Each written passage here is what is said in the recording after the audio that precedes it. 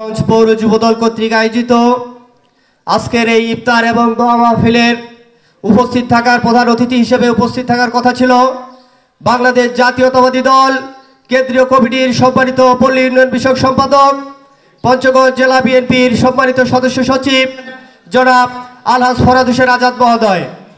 আজকে আমাদের মাঝে উপস্থিত আছেন বাংলাদেশ জাতীয়তাবাদী দল দেবীগঞ্জ পৌর শাখার সংগ্রামী সভাপতি জনাব সরকার ফরিদুল ইসলাম।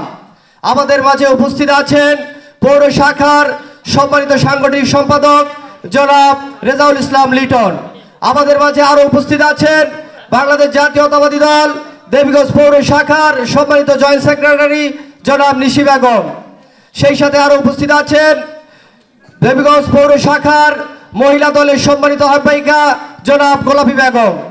আজকের এই ইফতার এবং দোয়া মাহফিলে বক্তব্য দেওয়ার কিছু নাই, শুধু দু একটি কথা বলবো। আজকে বাংলাদেশ জাতীয়তাবাদী দলের ডাকে এই আয়োজনটা আমরা করতে পেরেছি। আমাদের সাথে সার্বিক সহযোগিতা করেছেন দেবীগঞ্জ পৌরসভার সকল নেতৃবৃন্দ, সেজন্য আমরা পৌর নেতৃবৃন্দের কাছে কৃতজ্ঞতা জ্ঞাপন করছি।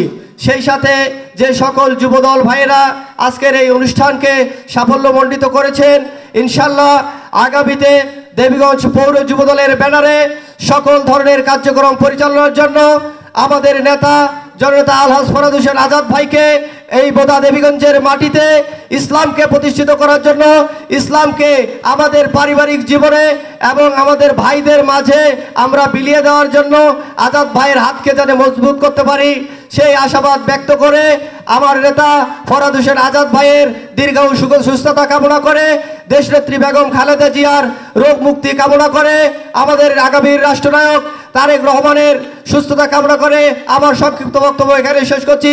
শহীদ প্রেসিডেন্ট জিয়াউর রহমান অমর হোক, দেশনেত্রী বেগম খালেদা জিয়া জিন্দাবাদ, আগামীর রাষ্ট্রনায়ক তারেক রহমান জিন্দাবাদ, বোদা দেবীগঞ্জের নয়নমণি আলহাজ ফরহাদ হোসেন আজাদ ভাই জিন্দাবাদ, বাংলাদেশ জিন্দাবাদ।